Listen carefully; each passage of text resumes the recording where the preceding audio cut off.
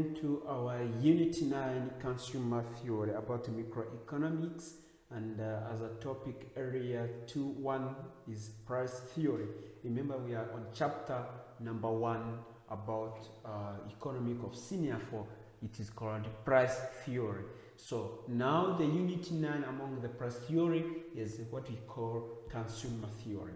So as an introduction, now we are going to see introduction, utility, total utility. What is total utility? What is marginal utility? Relationship between total utility and marginal utility, the law of diminishing marginal utility, Magenerate of Substitution, budget line, indifference curves, consumer equilibrium, consumer surplus, producer surplus, real income effect, substitution effect, and the unit summary and the unit assessment. Now, welcome back. What is consumer theory? So by the end of this unit, you should be able to discuss the concept of utility and how to influence consumers' choice in the allocation of their spending.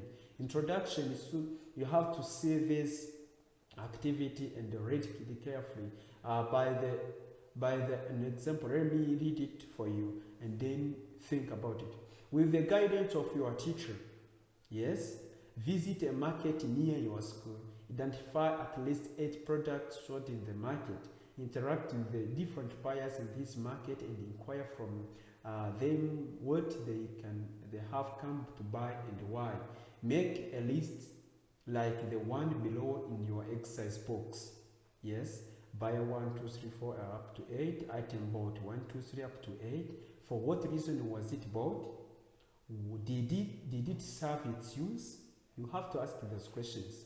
Fill the table using the finding from the market. From your table, identify needs and show how they were satisfied.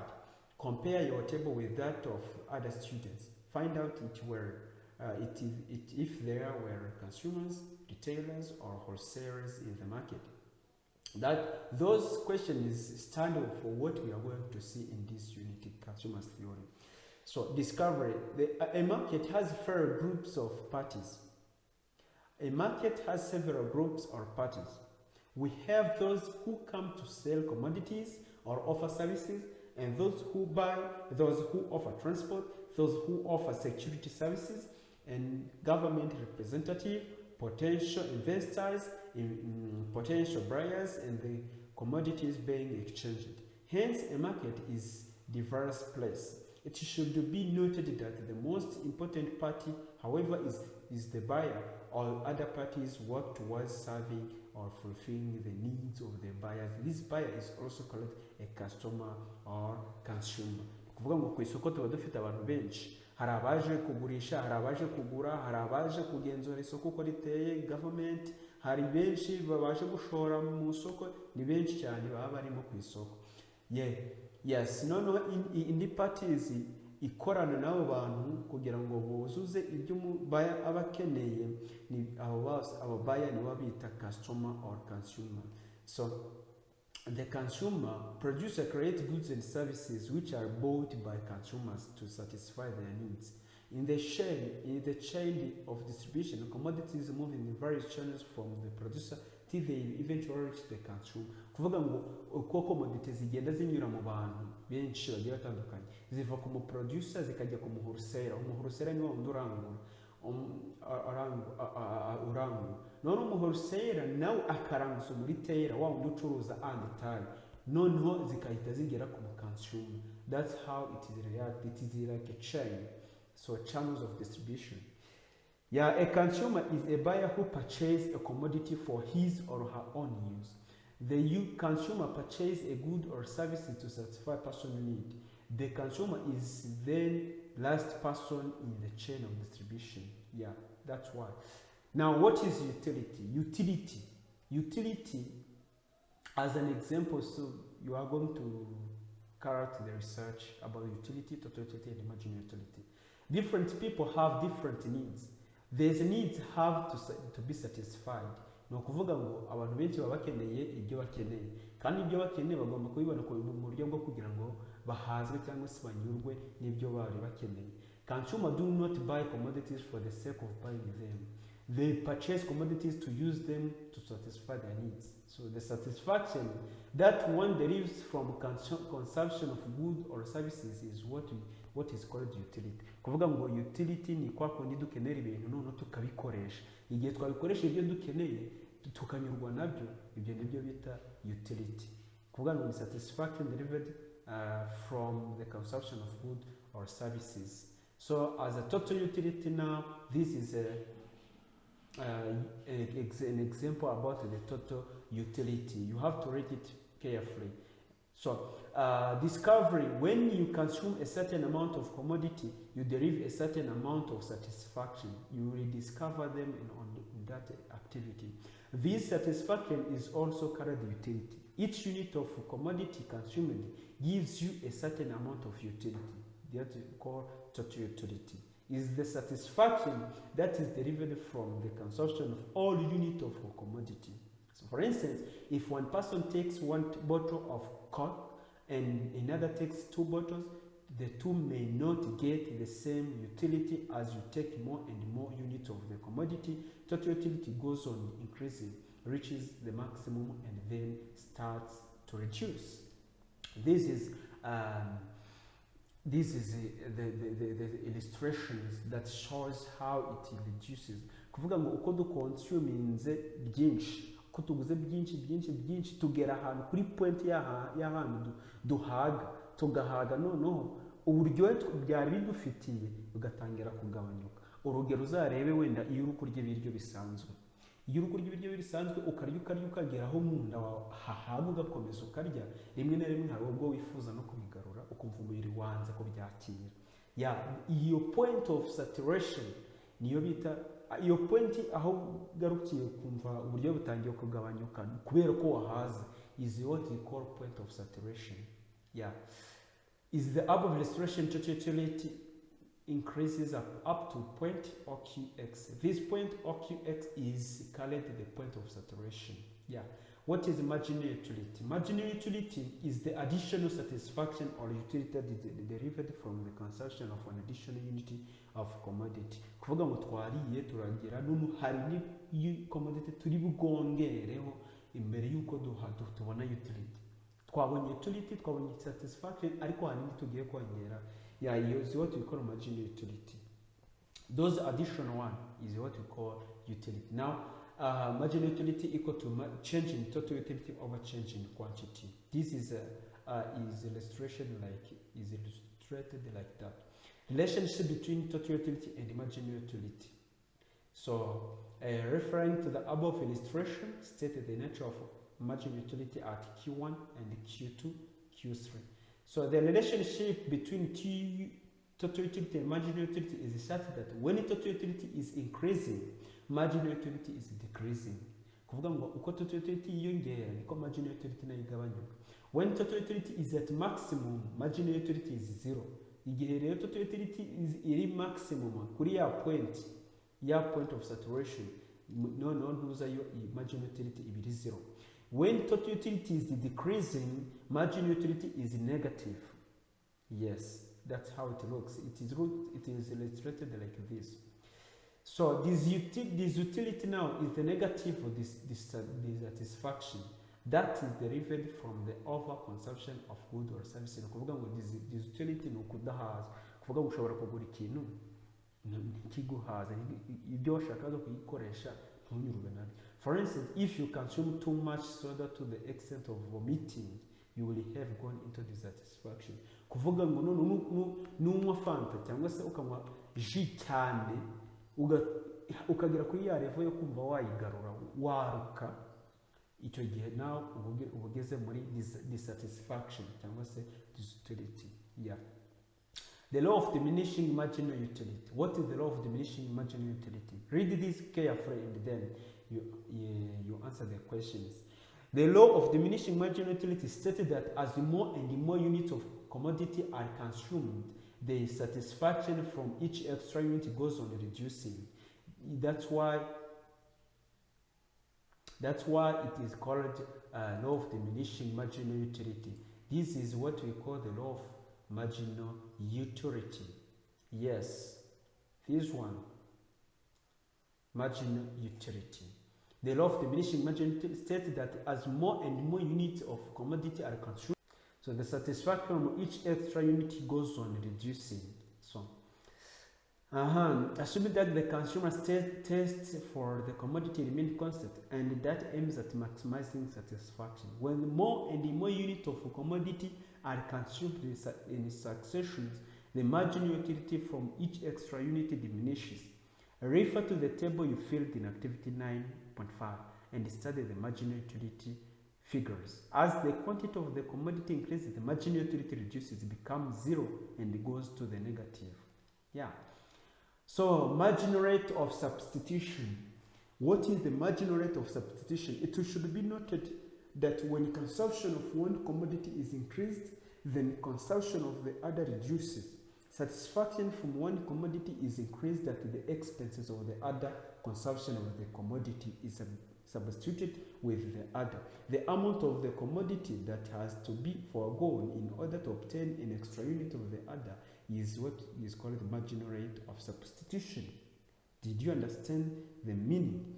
The amount of one commodity that has to be foregone in order to obtain an extra unit of the other is what we call marginal rate of substitution. For instance, in figure 9.10, increase in consumption of commodity Z from Z1 to Z2. 1 reduces consumption of commodity X from X1 to X2. That unity X1, X2 of commodity X are substituted with unit Z1, Z2 of commodity Z. Marginal rate of substitution equal to change in commodity Z over change in commodity Y. So what is budget line? Budget line, use the formula below to answer the following questions. Now read carefully those questions and then answer based on your skills and on how you have understood. As a the fact now, consumer purchase commodities to satisfy their needs. We have seen it.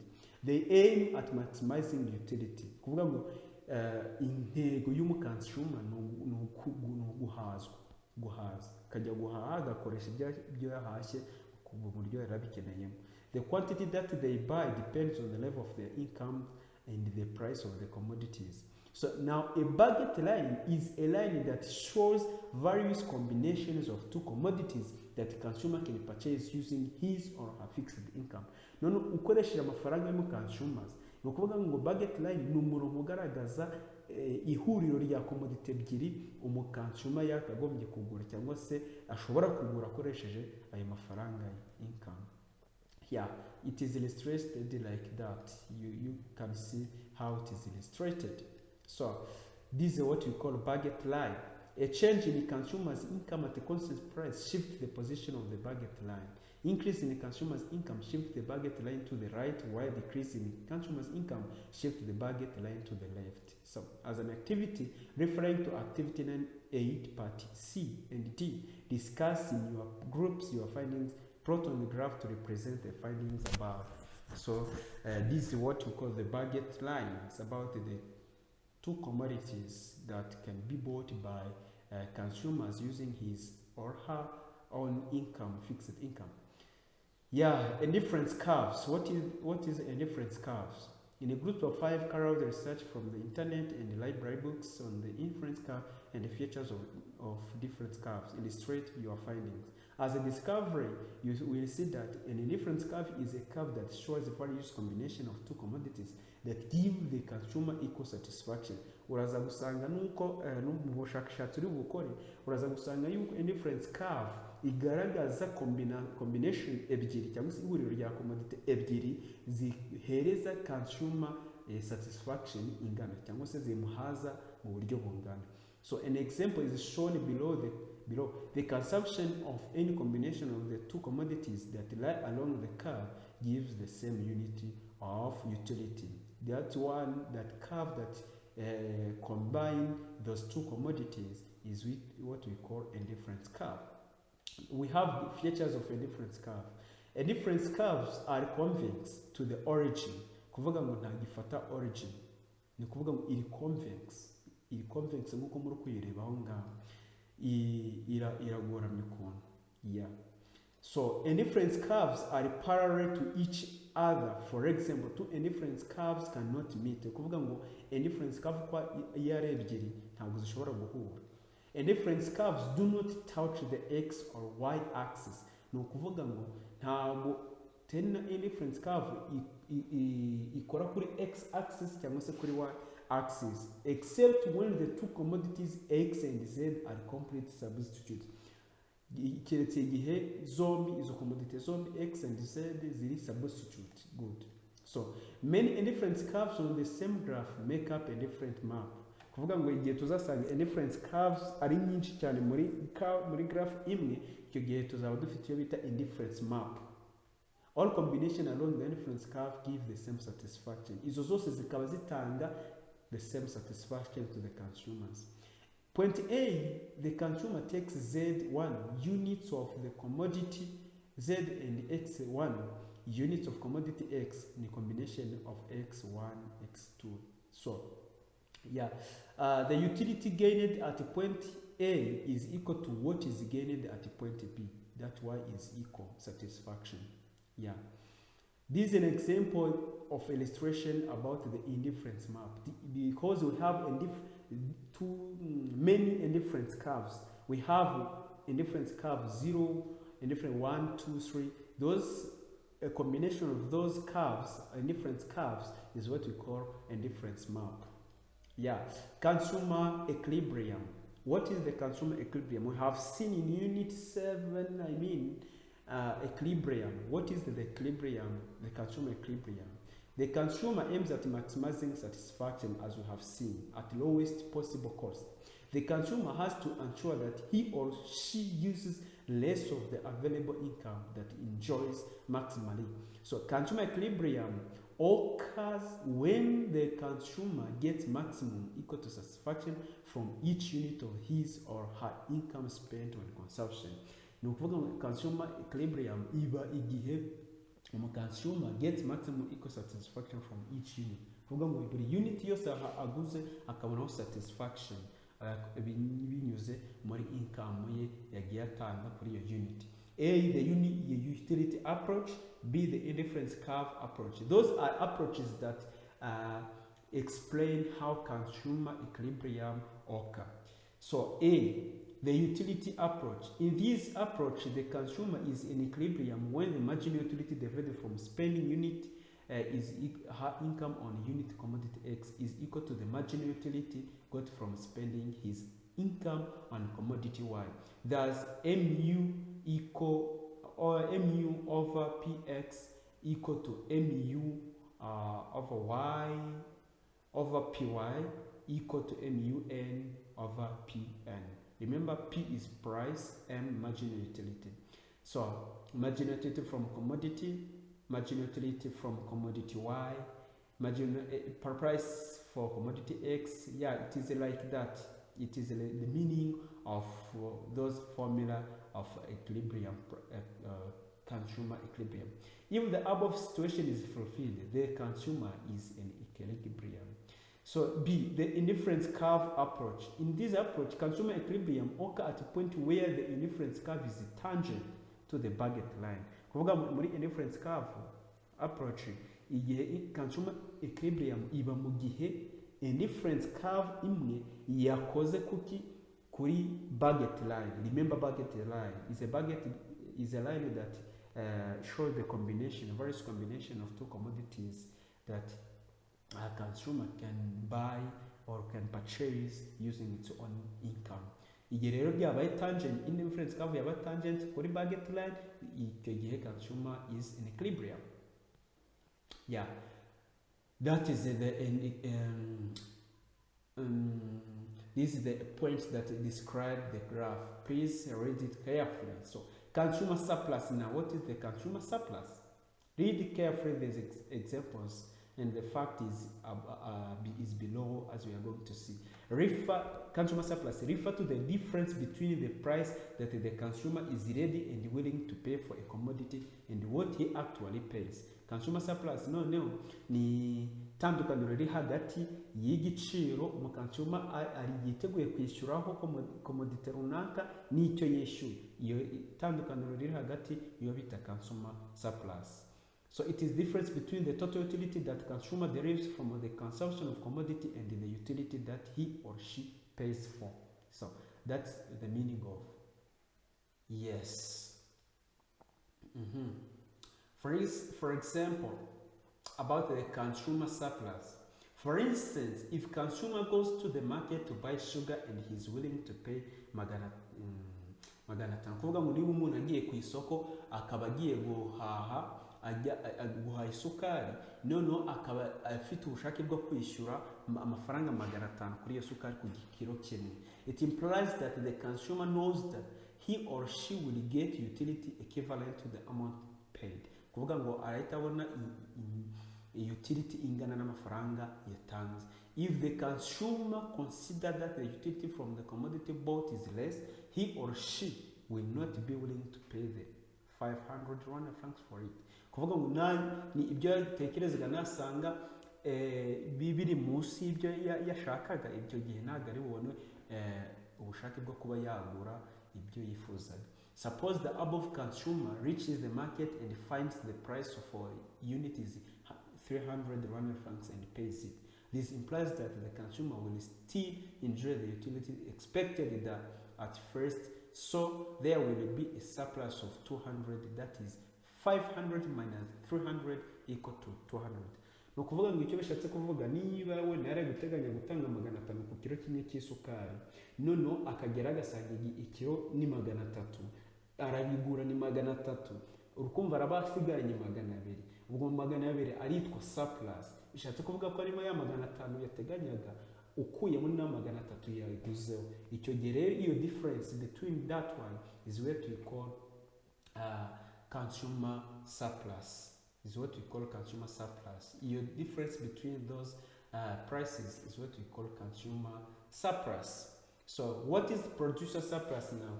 Refer to the difference between the price that the producer is ready and willing to accept for his or own commodity and what he actually receives. Ni ukuvuga ngo no producer surplus ni itandukaniro riri hagati y'igiciro yakagombye kwakira, yari yiteguye kwakira kuri commodity ze, noneho nicyo yakiriye. The producer usually has a particular price at which he is ready to offer his product for sale. Yes. The producer surplus is illustrated as shown below. It is the area below the equilibrium price and above the surplus curve. Yes. What is the real income effect? The real income effect is the amount of goods and services that consumers can purchase using unit of his or her money income. It is the purchasing power of unit of money income. Real income depends on the price level. When price increases and the money income remains unchanged, real income reduces. The reverse is also true. Refer to the activity 915 above and consider your answer in part I.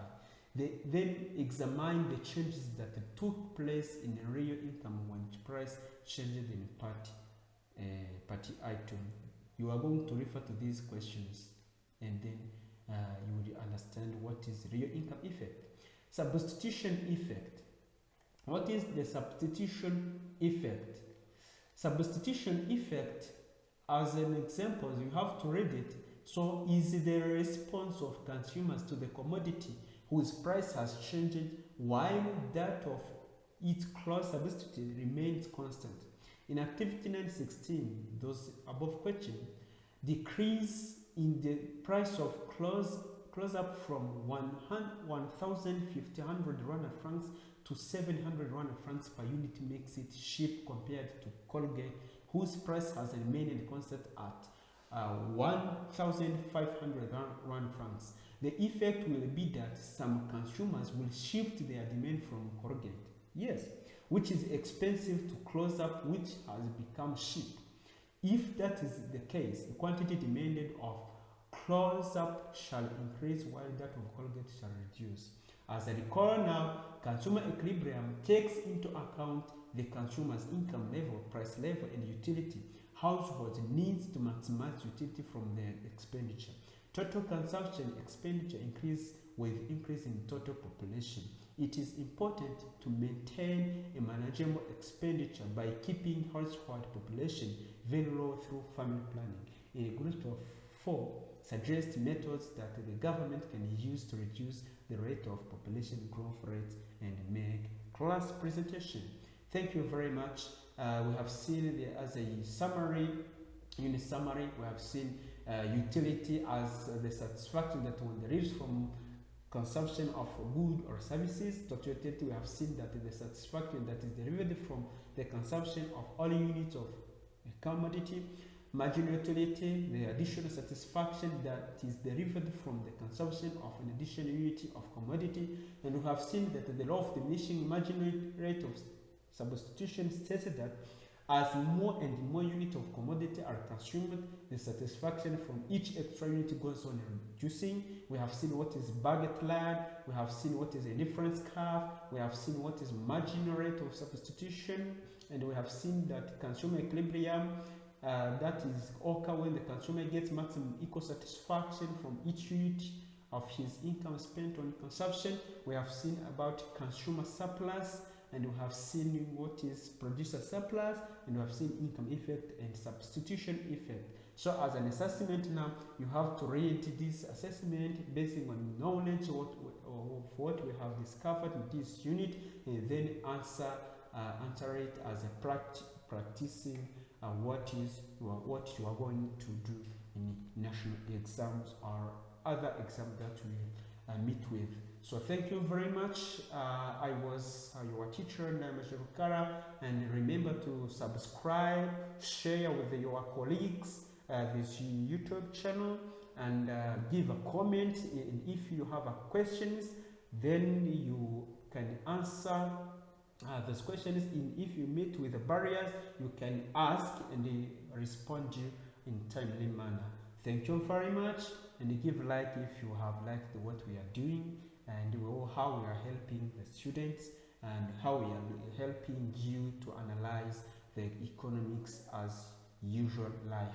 Thank you very much. Remember to subscribe. See you in the next unit.